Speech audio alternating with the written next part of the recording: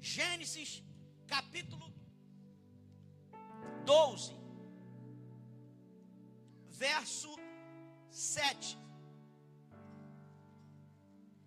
Gênesis, primeiro livro da Bíblia, capítulo 12, verso 7.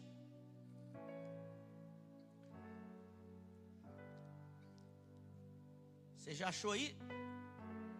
Ó, essa geração, e com todo carinho, vocês que são jovens, tá? Não é bullying, não. Mas se não tiver o celular para abrir a Bíblia e pegar a Bíblia assim, livro para achar, a gente sofria para achar Amós, Sofonias, Malaquias. Ganhava até ponto na escola dominical quem abrisse a Bíblia em Sofonias. Mas amém, graças a Deus tem a Bíblia no celular, então não tem problema nenhum. Mas esse livro é fácil. Gênesis, primeiro livro da Bíblia, capítulo 12, verso 7. Olha aí. O Senhor apareceu a Abrão e disse para ele: a sua descendência darei esta terra. Quem pode dizer amém? Nós estamos abrindo a palavra com uma palavra profética e uma promessa. Deus está dizendo para Abrão: eu darei essa terra para a sua descendência. Levante suas mãos e diga: há promessas de Deus para a minha descendência, para a minha geração. Amém ou não? Deus disse para Abrão isso: darei. Agora continua. E Abrão construiu ali naquele lugar o quê? Fala mais alto. O quê? O quê? Um altar. Agora vamos ao versículo 8. Dali, depois que Abraão levantou esse altar, ele prosseguiu em direção às colinas a leste de Betel. Prosseguiu. E depois de longa caminhada, quando chegou em Betel, na verdade entre Betel e Ai, diz o texto, quando ele chega em Betel, onde armou acampamento, tendo Betel a oeste e Ai a leste, o que ele fez? Mais alto, o que ele fez? Construiu um altar ali, um altar dedicado ao Senhor, e invocou o nome do Senhor. Amém? Vamos agora para Gênesis capítulo 13, versículo 18. Gênesis 13, 18. Então Abrão mudou o seu acampamento e passou a viver próximo aos carvalhos de Mamre, em Hebrom, onde construiu o quê? Você que é bom de matemática, quantos até agora? 3. Quantos? Quando saiu de Siquém, levantou um. Quando chegou em Betel, entre Betel e Aia, levantou o segundo. E quando chegou em Hebrom, levantou o terceiro. Vamos continuar. Gênesis 22, verso 9. 22, verso 9.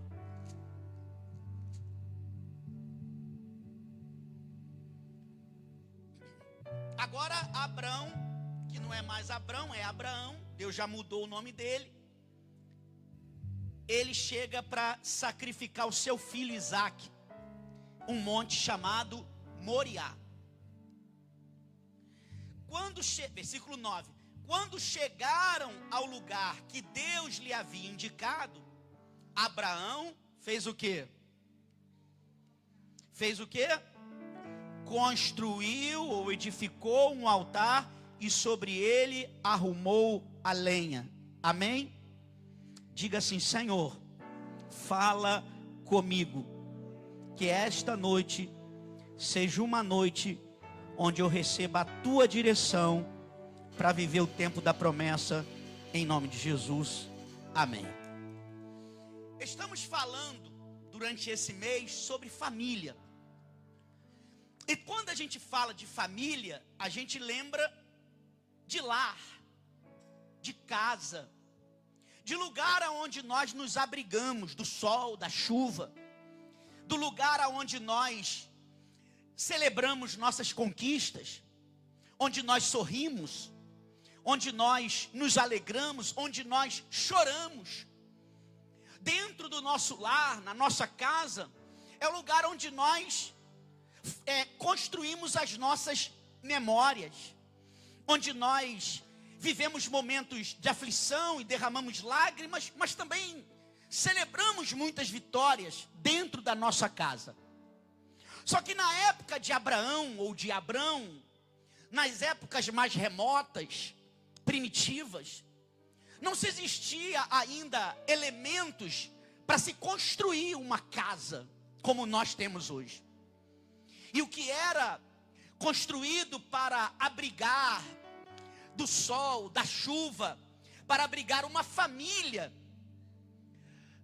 das intempéries do deserto, dos animais, principalmente à noite, e também para guardar o que eles conquistavam, seja em guerras ou até instrumentos que eles próprios fabricavam, eram tendas. Você não vai encontrar, principalmente nesta época de Abraão, uma casa de tijolo, muito menos um palácio, como foi feito no Egito por Faraó. Não. Aqui ainda o modelo de casa, e óbvio que casa e família não é a mesma coisa. Tem gente que tem casa, mas não tem mais família. E tem gente que até tem uma família, só não tem uma casa própria, mas tem uma família. Então, quando você começa a estudar a história de Abraão, você vai perceber que Abraão faz um movimento muito interessante durante a sua vida. Abraão é um homem que constrói dezenas, se não centenas de tendas. Pois Abraão tinha muitos funcionários, a gente vai falar sobre isso. Abraão tinha riquezas, e depois que ele caminha na direção que Deus deu a ele, ele prospera ainda mais. Abraão é um homem que aprende a construir tendas para abrigar a sua família, para proteger a sua casa e também para poder proteger e guardar os seus bens. Tinha muitos bens. Só que Deus, nesse capítulo 12, logo no início, Deus vai dizer para Abraão: Abraão, deixa eu te falar uma coisa. Eu tenho um mistério contigo. Eu tenho algo com a sua vida. E eu tenho algo com a sua família que você está construindo agora. Mas eu preciso que você deixe a sua parentela. Primeiro ele fala, eu deixo a sua terra. Deixar a terra, mas logo depois Deus pede para ele deixar a parentela. Olha o nível de intimidade. Terra, parentela e depois vai para a terra que eu te mandar. Então Abraão recebe uma promessa de Deus, que Deus o abençoaria se ele deixasse a sua Mesopotâmia, sua terra, sua parentela e sua casa, e seguisse a direção. Nesta época, um dos irmãos de Abraão tinha morrido, e um dos seus filhos, chamado Ló, a Bíblia não deixa muito claro se Abraão convidou para ir ou Ló implorou para ir. O que se sabe é que Ló estava na viagem. Só que Deus não mandou levar parente. Deus mandou Abraão ir sozinho.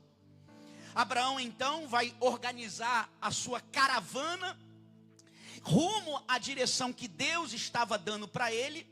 Mas nesta viagem vai um sobrinho de Abraão, filho do irmão dele, que havia falecido. Então é de se presumir que este sobrinho deixou Abraão numa condição emocional sensível, ao ponto dele não rejeitar até mesmo o pedido do sobrinho a ir com ele. Eles então partem. Até então o sobrinho, a Bíblia não diz que o sobrinho tinha alguma coisa, então deduz eu que o sobrinho não tinha nada, mas deixa claro que Abraão já tinha alguma coisa. Nesse momento eles caminham E você viu comigo que Abraão constrói 4 altares. E não é agora que eu vou falar sobre isso. Eu quero falar com você que tanto Abraão quanto Ló constroem muitas tendas para abrigar seus funcionários, para proteger suas riquezas, seus belos tapetes, tudo aquilo que eles construíram no longo do percurso, porque Deus não te alimenta só na chegada, Deus te alimenta também no percurso. Não é porque Deus, não é porque Deus te deu um destino que Ele vai deixar você sofrer na caminhada. Até porque no deserto tinha pão e tinha água, tinha coluna de fogo e tinha também nuvem de fumaça. Então pega a visão em nome de Jesus, não por mim que estou falando, mas pela palavra de Deus. Pega essa palavra. Não é porque Deus te mandou para um lugar que tu tem que sofrer até chegar lá. Deus também é companhia, Deus também é calor, Deus também é proteção, Deus também é pão, Deus também é água, Deus também é livramento no percurso. Nesta caminhada, Abraão e Ló prosperam muito, muito. E chega um determinado momento que Deus parou de falar com Abraão. E Abraão vai receber uma notícia de que Ló e os seus pastores estavam incomodados, porque havia uma discussão entre os pastores, leia-se, funcionários de Abraão e funcionários de Ló. Ou seja, não bastou eles crescerem, não bastou prosperar, agora tem que lidar com confusão que era para ter resolvido lá atrás na hora da partida. Quando a gente não trata o que tem que ser tratado no início, a gente vai ter que se tratar algo muito maior lá na frente, e é doloroso. Por isso que você às vezes tem que dobrar o joelho e pedir a Deus sabedoria para lidar com algumas situações. Por quê? Porque aquilo que você não corta no início vai dar problema lá no final.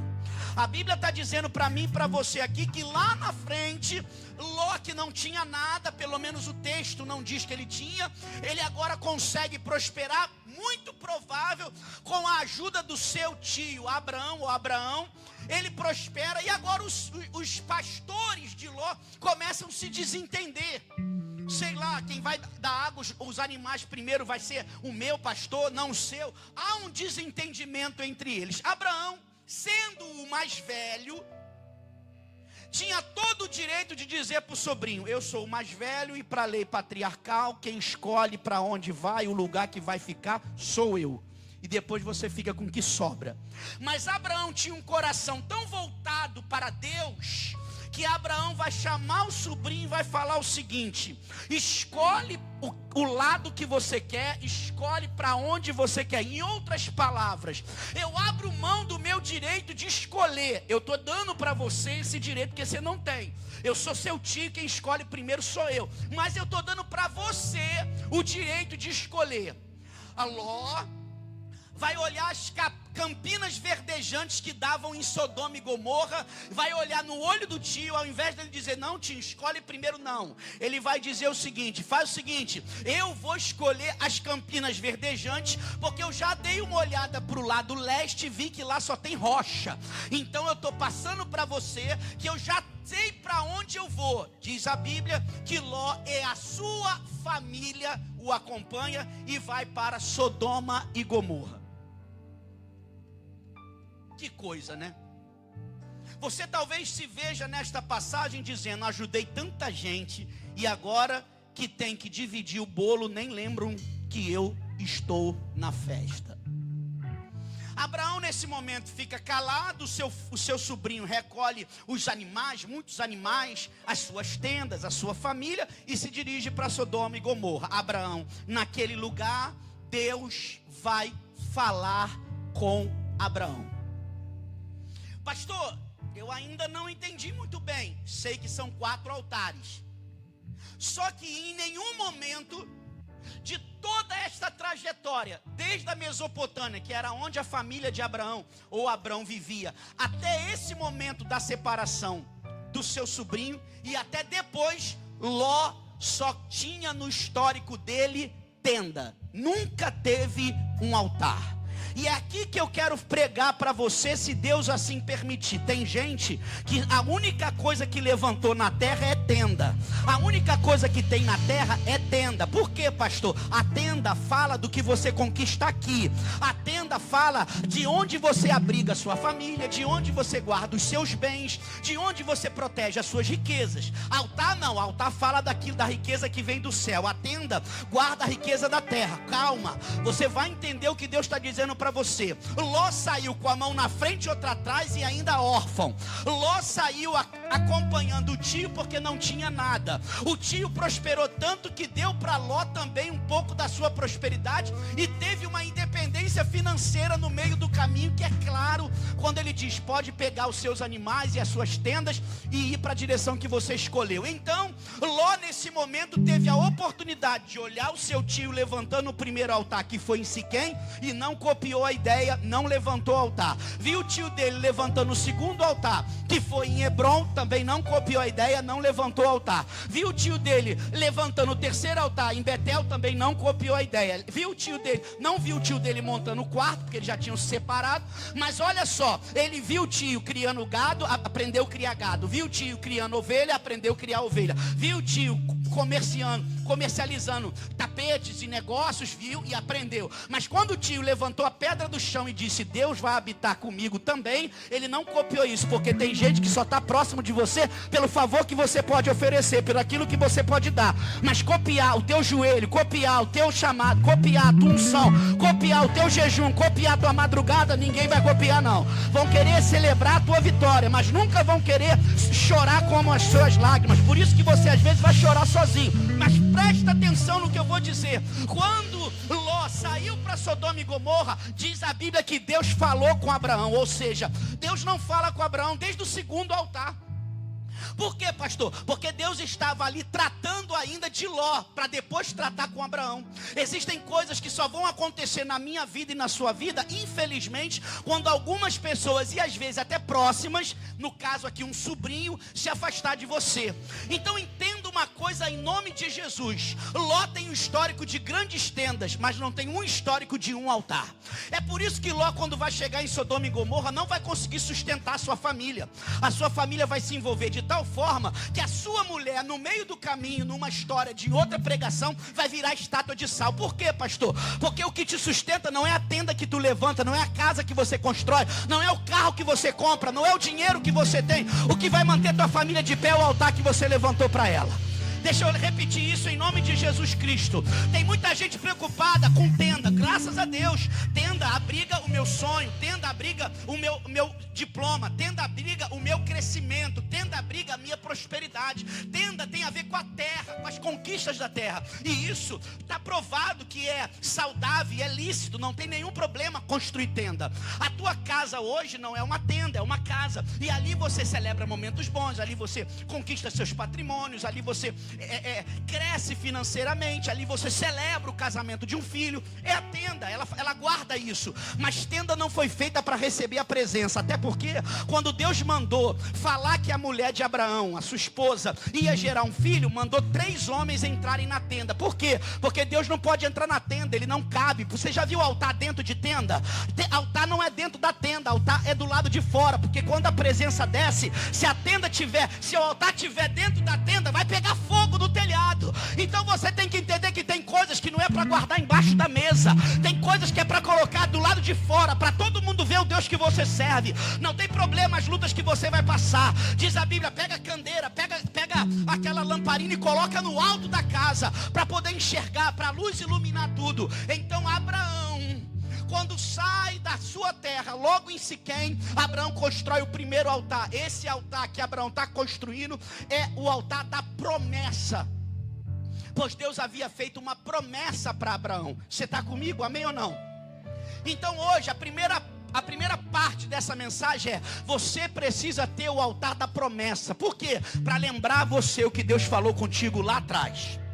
Vou repetir para você não esquecer, e não é jargão de pregador pentecostal, não. Eu vou repetir. Você tem que olhar para trás hoje e procurar se você tem um altar de promessa, para você nunca esquecer do que Deus prometeu. Senão, quando vier a luta, vier a tempestade, vier os lós da vida, você vai esquecer do que Deus te prometeu. Então, o primeiro altar na vida de Abraão não foi o da gratidão. O primeiro altar foi da promessa. Eu estou levantando para toda vez que eu passar por aqui, eu lembrar desse altar, eu vou lembrar o que Deus me prometeu. E eu quero profetizar que a partir de hoje você vai ter um altar da promessa. O altar que te faz lembrar do que Deus te prometeu. O altar que faz você lembrar do que Deus vai fazer na sua casa. O altar que faz lembrar do que Deus vai fazer no teu ministério. O altar da promessa. Aí vem o segundo altar. Abraão vai construir o segundo altar. Abraão construiu tenda? Muitas. Abraão foi considerado o homem mais rico de sua época. Tirando os grandes impérios, o homem mais rico de sua época era Abraão. Riquíssimo. Construiu muitas tendas? Muitas. Mas não é porque você tem tenda que você tem que esquecer do altar. Não é porque você cresceu muito que você vai esquecer do altar. E o segundo altar que ele vai construir é em Betel, entre Betel e Aia. Esse altar que ele constrói em Betel e Aia, Betel significa casa de Deus, lugar onde Deus habita. Esse altar que ele vai levantar ali, para Deus, é o altar da comunhão. Então, a segunda coisa, não adianta ter promessa, mas esquecer da comunhão. Abraão deixa claro na Bíblia pra gente que eu tive uma promessa, mas eu preciso me relacionar com Ele todo dia. Eu preciso todo dia levantar um altar na minha casa e se relacionar com Deus. Tem gente que está guardando a promessa de Deus até hoje, amém, mas esqueceu de falar com o dono da promessa. Não tem mais relacionamento, não tem mais conversa, não tem mais joelho, não tem mais jejum, não tem mais presença. Ou seja, carrega o altar da promessa, mas esqueceu do altar da comunhão. Então o segundo altar aqui é o altar da comunhão. Depois Abraão vai construir o terceiro altar. Esse altar que Abraão vai construir é em Hebrom. Esse altar de Hebrom é o altar da adoração. Ou seja, não adianta prosperar, não adianta ter família, não adianta ter casa, não adianta ter renda, não adianta ter carro, não adianta ter emprego, não adianta crescer, não adianta a tenda ser larga, se você não tiver adoração no meio do percurso. Então na tua casa, recebe essa palavra em nome de Jesus. Na tua casa não vai faltar promessa, porque você vai levantar o altar da promessa. Pega isso aí. Na tua casa não vai faltar. Levanta tua mão e repita comigo. Na minha casa não vai faltar promessa, porque eu levantei o altar da promessa. Aleluia. Agora declara forte. Na minha casa não vai faltar comunhão, porque eu levantei o altar da comunhão. Agora número 3, na minha casa não vai faltar adoração, porque tem altar da adoração na minha casa. Eu vim aqui profetizar para essa igreja, em nome de Jesus Cristo. A gente carrega um altar de promessa, a gente também tem altar de aliança, de comunhão, e nós temos um altar de adoração. Agora olhe para mim, por favor. Cadê o altar de Ló? Tá bom, podemos pautar aqui num estudo bíblico detalhado e ver quantas tendas esse homem construiu, Ló. O quanto ele foi rico, o quanto ele prosperou. As tendas dele, diz a Bíblia que se estendeu numa campina enorme, verde. Mas nunca se preocupou em levantar o altar. Nunca se preocupou em lembrar do que Deus prometeu. Nunca se preocupou em levantar um altar para poder dizer para Deus o quanto ele queria adorá-lo. Essa conferência vai acabar, mas você não pode perder relacionamento com Deus da conferência. Não adianta fazer uma conferência, vir com a família, mas esquecer de levantar os altares que Deus está pedindo você para levantar hoje. O terceiro altar, ele faz um altar de adoração em Hebrom, e adorou ao Senhor. Mas cadê o altar de Ló? Não se vê. Mas tenda tem. Tem gente que está mais preocupado com a tenda do que com o altar. Deixa eu te lembrar de uma coisa. Você pode não ter tenda, mas se tu tiver altar, o altar te dá a tenda. Agora, se você tiver tenda, não quer dizer que você vai ter altar. Tem gente que carrega muitas tendas, tem gente que tem muita propriedade, mas eu não estou pregando contra isso. Amém que Deus te prosperou, mas nunca substitua o altar pela tenda. Porque o que vai sustentar tua família, o que vai sustentar tua casa, o que vai sustentar teus negócios, o que vai sustentar tua empresa, não é tenda, é altar.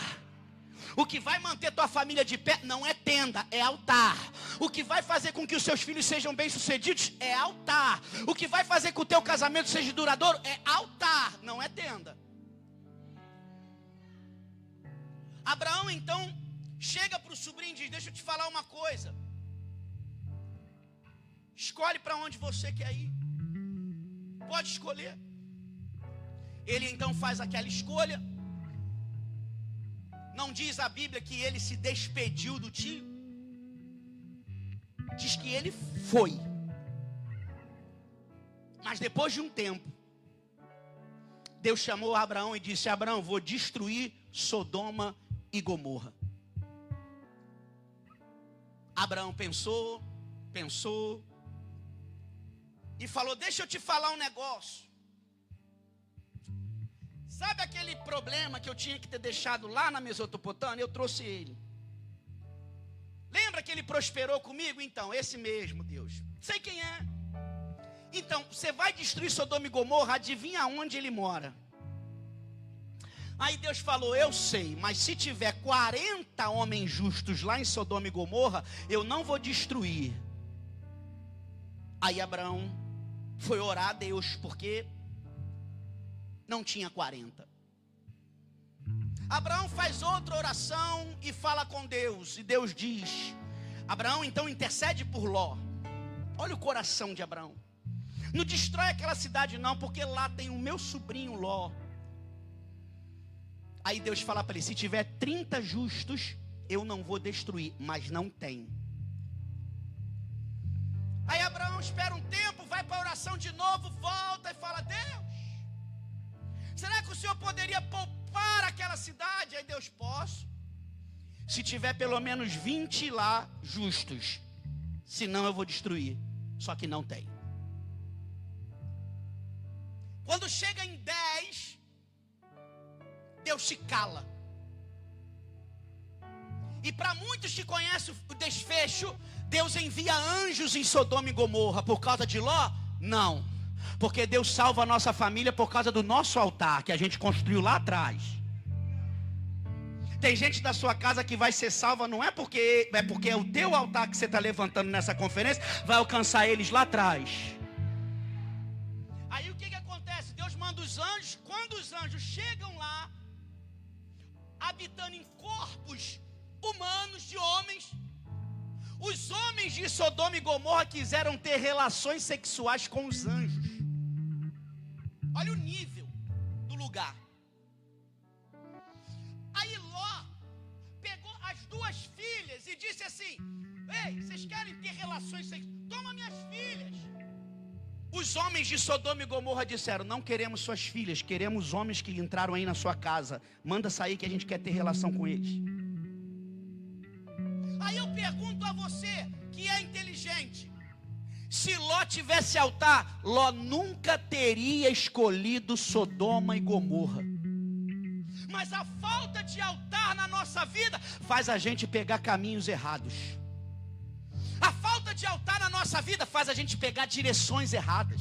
A falta de altar na nossa vida faz a gente escolher o caminho que Deus não quer que a gente escolha. E naquele momento está claro que Ló não deveria ter ido para aquela cidade, mas não tinha altar.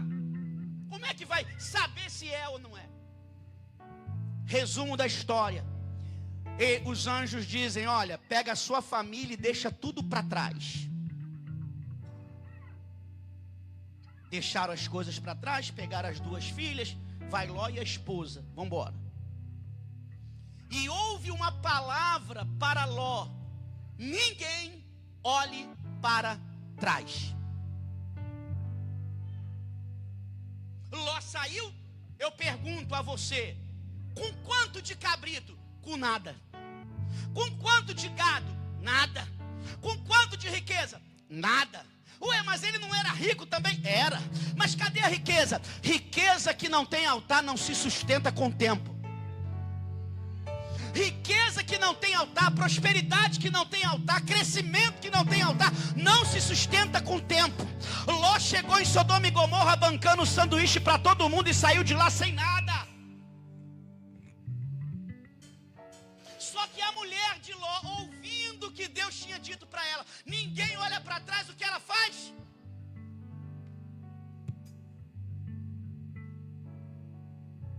Aonde estiver o seu coração, aí estará o seu tesouro. Quantos de nós estamos olhando para trás? Quantos de nós estamos com anjos na nossa frente e estamos olhando para o que perdemos? Ló sai de Sodoma e Gomorra. Deus livra Ló de Sodoma e Gomorra. A mulher dele, ao virar para trás, vira uma estátua de sal. E ele vai com as suas 2 filhas habitar numa caverna. Eu não posso ser leviano e contar só até aqui. Sabe o que acontece? As filhas de Ló. Olha que Deus salvou, hein? As filhas de Ló olharam para Ló e disse assim: poxa, a gente não vai ter filho, a gente não vai ter herdeiro. Elas não levantaram altar na caverna ou do lado de fora. Elas disseram entre si: nós não vamos ter filhos. Aí a outra disse: mas como a gente vai fazer? Não tem homem aqui. Tem o papai. Porque quem não tem altar está aberto a negociar princípios e valores. Quem não tem altar se submete à sujeira. Porque o altar revela a sujeira, mas quem não tem altar nunca vai ver a sujeira que entrou. Pega uma garrafa de vinho com alguém. O pai lá, não sei como foi o ritual, se estava dormindo, se deu dormindo, se fez uma festa, deu vinho à vontade para o pai. O pai bêbado teve relação com as 2 filhas. Uma filha vai ter um filho chamado Moabe, e a outra filha vai ter um filho chamado Amon. Os moabitas e os amonitas. Os 2 povos que se tornarão grandes inimigos de Deus e do povo de Israel. Viu aonde nasceu o problema? No altar. Não tinha altar, olhou e foi para o lugar errado. Não tinha altar, olhou para trás porque estava perdendo alguma coisa. Não tinha altar, embebedou o pai para poder ter filhos na terra. Quem foca na terra esquece o que o céu pode dar. E esta noite aqui eu quero finalizar esta palavra dizendo para você: você é um construtor de altar na sua casa.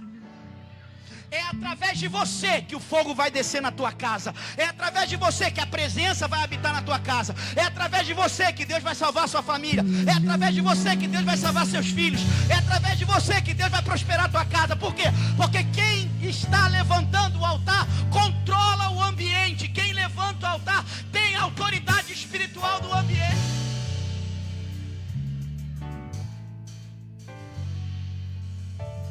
Não adianta ter só tenda. Não adianta vir e profetizar uma bênção financeira para a sua família, onde na verdade a primeira coisa não é a bênção financeira, é a presença de Deus na sua vida.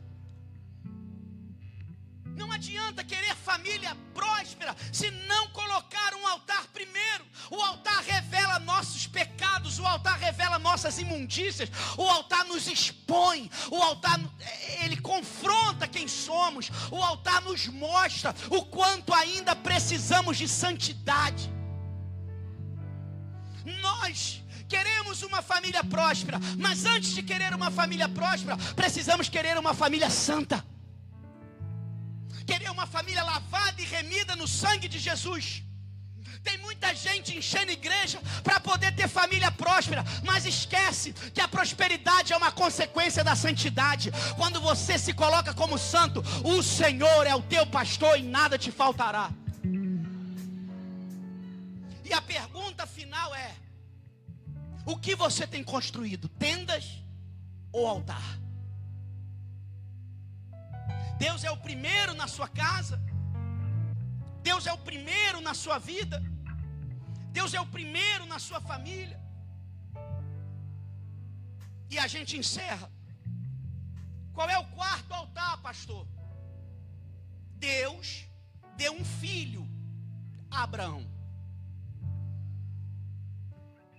E aí agora, Deus chega para ele, tem riqueza, tem dinheiro, tem funcionários, tem bens, é conhecido no Oriente. Abraão, queria te pedir um negócio. Ovelha, quanto o senhor quer? Gado, escolhe. Tapete, olha os tapetes que eu tenho, escolhe. O que o senhor quer, eu te dou. Eu queria te pedir um negócio. Calma, deixa eu ver se eu lembro. Fala, Deus, eu tenho. Isso é coisa que eu estou dizendo, mas só para você entender. Fala, eu sou próspero, eu tenho riquezas. O que o senhor quer? Eu queria o teu filho, aquele que eu te dei, que você só tem um. Quando a tenda não consegue tomar o nosso coração, as coisas da vida podem tomar o nosso coração.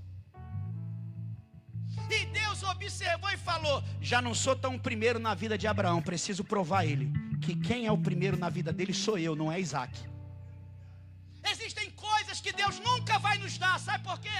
Porque o dia que Deus nos der, nós não vamos priorizar mais o Senhor.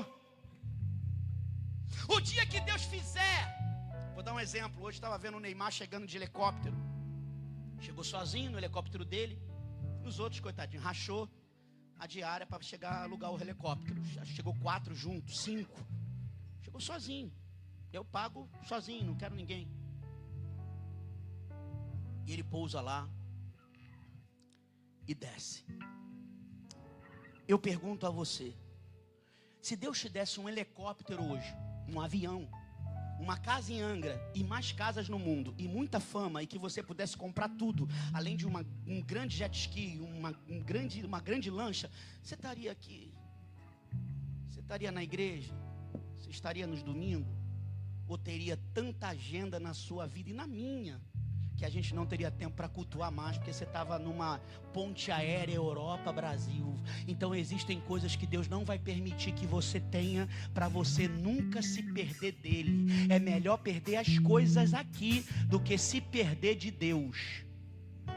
Então Deus às vezes faz a gente perder algumas coisas, porque viu que a gente estaria se perdendo.